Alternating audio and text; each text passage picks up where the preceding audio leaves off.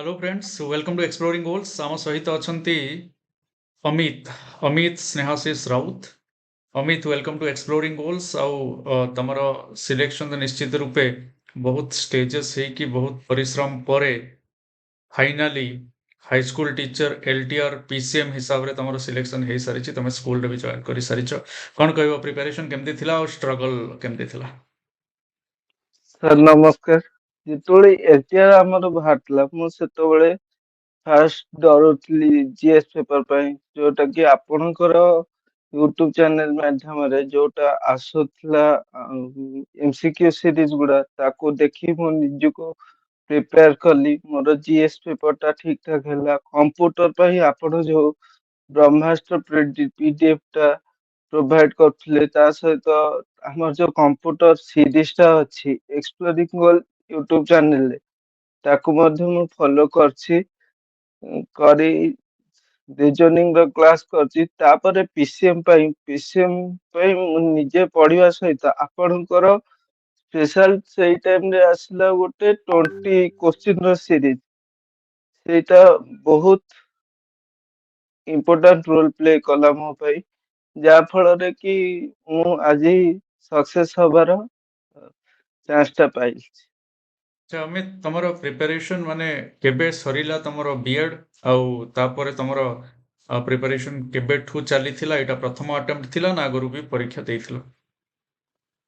Sir ମୋର BEd 2024 ରେ pass out ମୁଁ। ତାପରେ ତାପରେ ଏମିତି ମୋର ପ୍ରିପାରେସନ ଚାଲିଥିଲା। ଆଫ୍ଟର ଦିସ୍ ମୁଁ ଗୋଟେ ପ୍ରାଇଭେଟ ଇନଷ୍ଟିଟ୍ୟୁସନରେ, ପ୍ରାଇଭେଟ ରେସିଡେନ୍ସିଆଲ କଲେଜରେ କାମ କରୁଥିଲି। ତା ସହିତ ନିଜର ପ୍ରିପାରେସନ ବି ଜାରି ରଖିଥିଲି, ଯାହା ଫଳରେ ଆଜି ଶେଷ ମୁହୂର୍ତ୍ତରେ ମତେ ଆଜି ସକ୍ସେସ୍ ମିଳିଛି। अच्छा, तमे कोन कहबो एस्पिरेंट्स माननको जो माने प्रिपेयर करूछंती आउ केमिति प्रिपेयर कले अचीवमेंट सहज रे हेई परिबो? तमरो डॉक्यूमेंट वेरिफिकेशन रो प्रोसेस टिके लेंदी थिला, ता सहित तमरो कोन कोन इश्यूज तमे फेस करिचो कि ना सब स्मूथली हिच? ସାର୍ ଏଲଟିଆର ଟା ମତେ ବହୁତ ଜିନିଷ କିଛି ଶିଖେଇ ଦେଇଛି। ମାନେ ଧୈର୍ଯ୍ୟ ହଉଛି ସବୁଠାରୁ ଜିନିଷ, ଯୋଉଟା କି ମୁଁ ଆଜି ଧୈର୍ଯ୍ୟ ଧରିଥିବାରୁ ମତେ ଆଜି ଭଗବାନଙ୍କ କୃପାରୁ ସକ୍ସେସ୍ ମିଳୁଛି। ମୋର ଯେତେବେଳେ ମେଡିକାଲ ଭେରିଫିକେସନ ଚାଲିଥାଏ, ବାରମ୍ବାର ମତେ ଏସସିବି କୁ ଯିବାକୁ ପଡୁଥାଏ। ତା ଫଳରେ ଲାଷ୍ଟ ଦିନ ମୋର ମୁଁ ଖବର ପାଇଲି ଯେ ମୋର ମେଡିକାଲ ଭେରିଫିକେସନ ର 27 ତାରିଖ ଦିନ ଆସିଯାଇଛି। ସେମାନେ ମତେ 31 ତାରିଖ ଦିନ ଡାକିଲେ ଜଏନିଂ ଲେଟର ଦବାକୁ। ସେଇ ଲେଟର ଆଜି ଜଏନ୍ ଲେଟର ଦେଇକି ଆଜି ସିଂପୁର ଗଭର୍ଣ୍ଣମେଣ୍ଟ ହାଇସ୍କୁଲରେ ଜଏନ୍ କରିଛି। बहुत बढ़िया अमित। निश्चित रूपे तमे सबु प्रकार रो डिफिकल्टीज फेस करिचो, डॉक्यूमेंट वेरिफिकेशन रे हो किंबा प्रिपरेशन रे हो, बहुत गुड़िया स्ट्रगल मध्य समस्तଙ୍କ ପାଇଁ ଏଟା ଇନ୍ସ୍ପାୟାର କରିବ।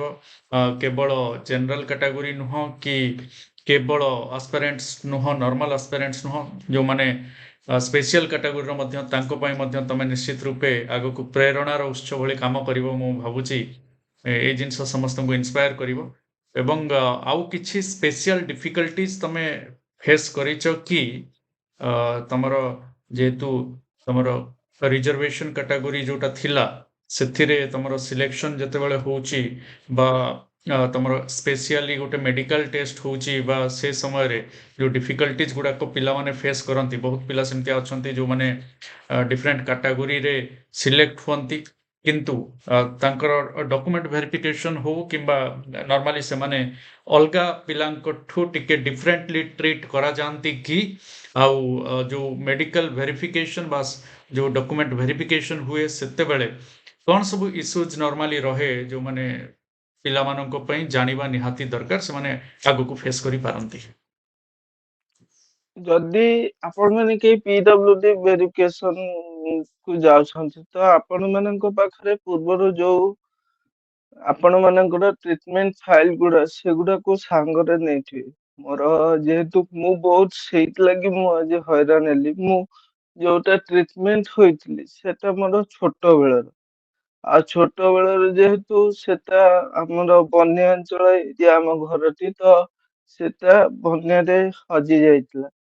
ତ ମୁଁ ସେଇ ଡକୁମେଣ୍ଟ ଗୁଡାକୁ ସାଇତି ରଖନ୍ତୁ, ନହେଲେ ଆପଣ ମାନେ ବହୁତ ପ୍ରୋବ୍ଲେମ ଫେସ୍ କରିପାରନ୍ତି ମେଡିକାଲ ଭେରିଫିକେସନ ରେ। ଆପଣଙ୍କୁ ସେମାନେ ଆପଣଙ୍କର ଜିନିଷ ଦେଖିବା ପାଇଁ, ଆପଣଙ୍କୁ ଭେରିଫାଏ କରିବା ପାଇଁ ପୁଣି ଥରେ ଟ୍ରିଟମେଣ୍ଟ କରିପାରନ୍ତି। ସେ ଯେତେବେଳେ ବି ଆପଣ ସିଲେକ୍ସନ ହେଇଯାଉଛି ଆଉ ଆପଣଙ୍କର ମେଡିକାଲ ଭେରିଫିକେସନ ହଉଛି, ମେଡିକାଲ ଭେରିଫିକେସନ କୁ ଆପଣ ମାନେ ଆପଣଙ୍କର ଯୋଉ ପ୍ରିଭିୟସଲି ଆପଣ ମାନଙ୍କର ରେକର୍ଡ ଗୁଡା ନେଇକି ଯିବାକୁ ମୁଁ ସମସ୍ତଙ୍କୁ ସବୁ PWD ଭାଇ ଭଉଣୀ ମାନଙ୍କୁ ଅନୁରୋଧ କରୁଛି। ରାଇଟ୍ ଅମିତ, ତାପରେ ଆକୁ ଛାଡ଼ିକି ଯେତେବେଳେ ଆମେ ପ୍ରିପେୟାର କରୁଥିଲେ ଆଣ୍ଡ ସ୍ପେସିଫିକାଲି PCM କାଟାଗୋରୀର ଯେଉଁ ଆସ୍ପାରେଣ୍ଟସ୍ ଅଛନ୍ତି, ପ୍ରିପେୟାର କଲାବେଳେ କ'ଣ କରିବା ଉଚିତ? କେତେ ସମୟ ତମେ ପରିଶ୍ରମ କରୁଥିଲ ପ୍ରତିଦିନ? କେତେ ସମୟ ଦଉଥିଲ ନିଜର ପ୍ରିପାରେସନକୁ? ସାର୍, ଆପଣଙ୍କ ମତରେ ପ୍ରିପାରେସନ କରିବାର ଟାଇମ ଲିମିଟ ମୁଁ ଟାଇମ ଟେବୁଲ କିଛି ବନେଇ ନଥିଲି, ଯୋଉଥିପାଇଁ ଟାଇମ ଯେତେବେଳେ ମୋର ଇଚ୍ଛା ହୁଏ, ଯେତେବେଳେ ମୁଁ ଯେହେତୁ ଗୋଟେ ପ୍ରାଇଭେଟ ଇନଷ୍ଟିଟ୍ୟୁସନରେ ଥିଲି, ମତେ ଯେତେବେଳେ ଫାଙ୍କା ମିଳେ ସେ ଟାଇମ ର ୟୁଟିଲାଇଜ କରି ମୁଁ ପାଠ ପଢେ। କୋଉ ପାଠଟାକୁ ଆମର PCM କାଟାଗୋରୀରେ ମ୍ୟାଥମେଟିକ୍ସ ଟା ଅଧିକା ପଢେ। ମ୍ୟାଥମେଟିକ୍ସ ଟା ଯେହେତୁ ଅଧିକା ପଢେ ଆଉ ମୋ ବ୍ୟାକଗ୍ରାଉଣ୍ଡ ବି ମ୍ୟାଥମେଟିକ୍ସ ଥିଲା, ତ ମୁଁ ମ୍ୟାଥମେଟିକ୍ସ କୁ କମ ଟାଇମ ଦେଇ ଯୋଉଟା ଆମର ସବୁଠାରୁ ଟଫ୍ ସବଜେକ୍ଟ ଫିଜିକ୍ସ, ଫିଜିକ୍ସ ପ୍ରତି ମୁଁ ଟିକେ ବେଶୀ ଧ୍ୟାନ ଦେଲି। ଆଉ ତା ସହିତ ଆମକୁ ଗୋଟେ ଜିନିଷ ଇଜି ଲାଗେ, କେମିଷ୍ଟ୍ରି। କେମିଷ୍ଟ୍ରି କୁ ମୁଁ ମ୍ୟାଥ ସହିତ ତ୍ୱରାନ୍ୱିତ କରେ। ମାନେ ମୁଁ କେମିଷ୍ଟ୍ରି କୁ ଧ୍ୟାନ ଦିଏ। ମୁଁ ଫିଜିକ୍ସ ଅଳ୍ପ ପଢି କେମିଷ୍ଟ୍ରିର ସବୁ ପାର୍ଟ ଗୁଡାକୁ ବି ମୁଁ କଭର କରିଛି। ଆଉ ମ୍ୟାଥ ତ କଭର କରିଛି। ଆଉ ଫିଜିକ୍ସ ଅଳ୍ପ କିଛିଟା କାଇନାମେଟିକ୍ସ, ଫିଜିକ୍ସ କାଇନାମେଟିକ୍ସ, ଅପଟିକ୍ସ ଆଉ ଇଲେକ୍ଟ୍ରୋଷ୍ଟାଟିକ୍ସ, ଏଇ ତିନୋଟି ଚାପ୍ଟର କୁ ଟିକେ ଭଲସେ ପଢିଛି। କାରଣ ପ୍ରତ୍ୟେକ ଏକ୍ଜାମ ରେ ସେଇଥିରୁ ହିଁ ବେଶୀ ବହୁତ ପରସେଣ୍ଟେଜ ର କୋଶ୍ଚିନ୍ ଆସେ। ରାଇଟ୍। ଫିଜିକ୍ସ ଫିଜିକ୍ସ ଟା +2 ଫିଜିକ୍ସ ପକାଏ, ଆଉ ସେ ଫିଜିକ୍ସ ଟା ବହୁତ ଟିକେ ଟଫ୍ ଆସେ। ସେ ଲାଗି ଫିଜିକ୍ସ ଟା, କେମିଷ୍ଟ୍ରି ମ୍ୟାଥ କୁ ମୁଁ ଷ୍ଟ୍ରଙ୍ଗ କରି ଫିଜିକ୍ସ ଟା ଯେତିକି ପଢି ପାରିବି ସେତିକି ମୁଁ ପଢିକି ନିଜକୁ ପ୍ରିପେୟାର କରିଥିଲି। ଓକେ, ଆଚ୍ଛା, ଗୋଟେ କ୍ୱେଶ୍ଚନ୍ ନର୍ମାଲି ସମସ୍ତଙ୍କ ମାଇଣ୍ଡରେ ଆସେ କି ଇଏ ତ ରିଜର୍ଭେସନ କାଟାଗୋରୀର, ତେଣୁ ସହଜରେ ପାଇଗଲେ, ଇଏ କ'ଣ ଷ୍ଟ୍ରଗଲ କ'ଣ କରିଛନ୍ତି ବା ମାର୍କ କ'ଣ ରଖିଥିବେ, ତାଙ୍କର ତ ରିଜର୍ଭେସନ ଥିଲା, ଇଏ ତ ତାଙ୍କର ପୋକ ହେଇଯାଇଥିବ। ଏଇ ଯେଉଁ ଧାରଣା ରହେ କିଛି ଲୋକଙ୍କ ମୁଣ୍ଡ ଭିତରେ, ମାନସିକତା ଅଛି। ତେଣୁ ତାଙ୍କୁ ତମେ କ'ଣ କହିବ? ଆକ୍ଚୁଆଲି ଷ୍ଟ୍ରଗଲଟା କେତେ ଅଧିକା? ଏତେ ସହଜରେ କହିଦେଲା ଭଳି ସହଜ, ନା ବାସ୍ତବତାଟା ଏଇ ଲୋକ କଥାଠୁ ଭିନ୍ନ? ସାର୍, ଲୋକ କଥାଠୁ ଭିନ୍ନ। ଯେତିକି ମାର୍କ ଆମକୁ ଯେତିକି ମାର୍କ କ୍ୱାଲିଫାଏ କରିକି ଆମକୁ ଜବ୍ ଟା ମିଳୁଛି, ଆମେ ଯଦି ବିନା ନ ପଢିକି ଆମେ ପକେଇ ଦେଇକି ଖାଲି ବସିଯିବା ଯେ ଆମର ତ PS କାଟାଗୋରୀ ଅଛି, କାଟାଗୋରୀ ପାଇଁ କମ ମାର୍କ ରଖିଦେଲେ ଚଳିବ। ଯଦି ଆମେ ବିଲକୁଲ ଜିରୋ ପ୍ରିପାରେସନ ହେଇକି ଯିବା ଆଉ ଜିରୋ ପ୍ରିପାରେସନ ଯାଇ ଏକ୍ଜାମ ହଲ ରେ ବସିବା, ତ ଆମେ କେବେ ବି କ୍ୱାଲିଫାଏ କରିପାରିବା ନାହିଁ। PWD ହେଲେ ବି ଆମକୁ ପଢିବାକୁ ପଡେ। ଏକ୍ସାକ୍ଟଲି, PWD ପାଇଁ ଏକ୍ସାକ୍ଟଲି। ଆମକୁ PWD ର ପିଲା ବି ଜେନେରାଲ ରେ ବି, ମୁଁ ଯେତେବେଳେ ଯାଇଥିଲି ଆମ ଡକୁମେଣ୍ଟ ଭେରିଫିକେସନ, ସେଠି ଦେଖିଲି ବହୁତ PWD ପିଲା ସେମାନେ ଜେନେରାଲ ନମ୍ବରରେ ହିଁ କ୍ୱାଲିଫାଇ କରିଛନ୍ତି। ଏକ୍ସାକ୍ଟଲି। ଜେନେରାଲ ନମ୍ବରରେ ହିଁ ତେଣୁ କ୍ୱାଲିଫାଇ କରିଛନ୍ତି। ତେଣୁ ଏଇ ଜିନିଷକୁ ନେଇକି, ଯେ କାଟାଗୋରୀକୁ ନେଇକି ଆମେ ଯଦି ଜଣକୁ ଜଜ୍ କରୁଛେ, ତାହେଲେ ନିଶ୍ଚିତ ରୂପେ ଏଇଟା କମ୍ପ୍ଲିଟଲି ରଙ୍ଗ। एंड समस्तंकु Yes, sir. तार तार निश्चित रूपे जे प्रिपेयर करिछि जे पाइछि जे परिश्रम करिछि तार श्रेय निहाती मिलिवा दरकार। Yes, sir. ओके अमित बहुत दिन हला आम एक्सप्लोरिंग गोल्स रे मिसिकी पढ़ीचे लर्न करिचे कौन कहबो एक्सपीरियंस तमरो एक्सप्लोरिंग गोल्स सहित।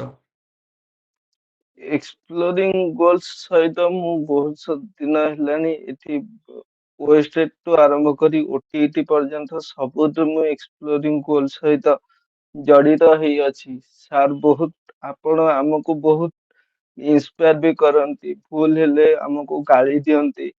ଏ, ଆମକୁ ଠିକ ବାଟରେ ଆମେ କେମିତି ପଢିବୁ, ଆମକୁ କେମିତି ପ୍ରିପେୟାର କରିବା ଦରକାର, ସେଇ ବିଷୟରେ ବି ଆପଣ ଆମମାନଙ୍କୁ ଗାଇଡ କରନ୍ତି। ସେଇ ଲାଗି ଆପଣଙ୍କୁ ବହୁତ ବହୁତ ଧନ୍ୟବାଦ।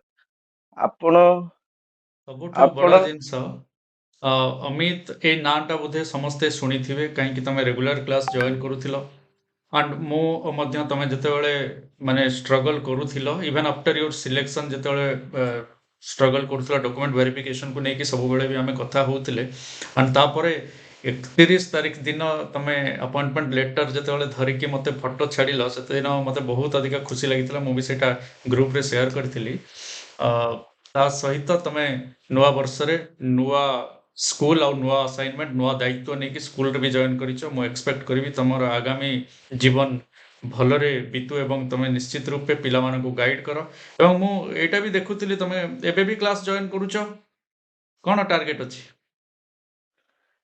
ସାର୍ ଟାର୍ଗେଟ ଅଛି ଓଡିଶା ଏଜୁକେସନ ସର୍ଭିସ ର। ତ ଓଡିଶା ଏଜୁକେସନ ସର୍ଭିସ ର ଭଲ ପ୍ଲାଟଫର୍ମ ହଉଛି ଇଜି ପ୍ଲାଟଫର୍ମ, ଯୋଉଠି ଆପଣ ନିଜେ ନିଜେ ଆପଣଙ୍କ ମୋ ଷ୍ଟ୍ରଗଲ ଲାଇଫ ତ କିଛି ନୁହେଁ ସାର୍। ସାର୍ ଆପଣ ହଉଛନ୍ତି ଆମର ଇନ୍ସପିରେସନ। ଆପଣ ଯେହେତୁ ନିଜେ ପଢିକି ଆପଣ ମାନଙ୍କ ବ୍ୟାଚମେଟ କୁ ବି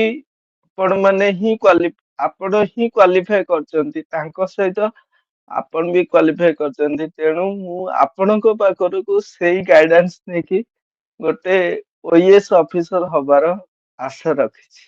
बहुत बढ़िया अमित यही टाइप रो जो मोटिवेशन अच्छी तुम भितर जो इच्छा अच्छी ताहा ही निश्चित रूपे आग को सुफल आनिबो कहीं तुम प्रमाण करके देखे सारीच तेणु मु आशा करी सबू पीडब्ल्यूडी कैंडिडेट्स जो माने भावुंट कि आम पाई जीवनटा टिके अधिका डिफिकल्ट आम पाई स्ट्रगल टिके अधिका रही से अमित निश्चित रूपे इंस्पिरेशन तेणु आसंता दिन रे जो वैकेंसीज आसुची से निश्चित रूपे आंतरिकतार सहित प्रिपेयर करबा एवं आमे यूआर कैटेगरी रे मध्य जोटा अमित कहिलो बहुत माने इंस्पायरिंग निश्चित जे पीडब्ल्यूडी कैंडिडेट्स निश्चित किंतु यूआर कैटेगरी रे भी सिलेक्शन होचन एतिक मार्क रखिवार एबिलिटी भितरे अछि that is great and really inspiring. धन्यवाद अमित आम सहित थिलो एंड आशा थैंक करबी यू आगो सर। को भी गाइड करियो। धन्यवाद।